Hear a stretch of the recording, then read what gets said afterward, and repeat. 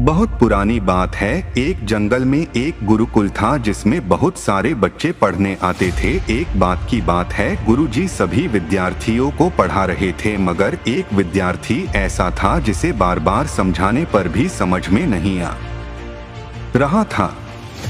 गुरुजी को बहुत तेज से गुस्सा आया और उन्होंने उस विद्यार्थी से कहा, जरा अपनी हथेली तो दिखाओ बेटा।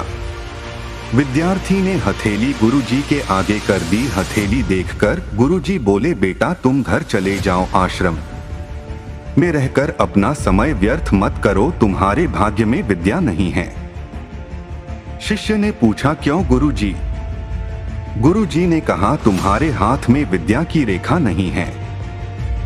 गुरुजी ने एक होशियार विद्यार्थी की हथेली उसे दिखाते हुए कहा, यह देखो, ये है विद्या की रेखा, यह तुम्हारे हाथ में नहीं है, इसलिए तुम समय नष्ट ना करो और घर चले जाओ और वहां अपना कोई और काम देखो।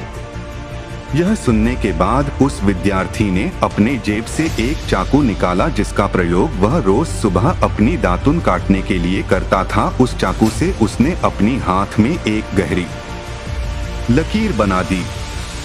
हाथ में खून बहने लगा। तब वह गुरुजी से बोला, मैंने अपने हाथ में विद्या की रेखा बना ली है गुरुजी। यह देखकर गुरुजी द्रवित हो गए और उन्होंने उस विद्यार्थी को गले से लगा लिया। गुरुजी बोले, बेटा तुम्हें विद्या सीखने से कोई ताकत नहीं रोक सकती है। दृढ़ निश्चय और परिश्रम हाथ की रेखाओं को ही बदल देती है।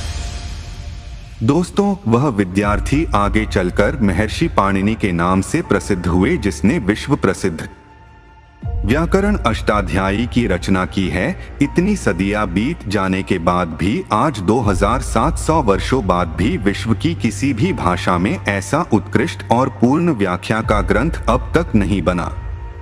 तो दोस्तों, इस कहानी की शिक्षा ये है कि लोग चाहे जो भी बोले, हम हर एक को गलत साबित करते हुए अपनी लगन और कठिन परिश्रम के दम पर जो चाहे वो सब कुछ हासिल कर सकते हैं।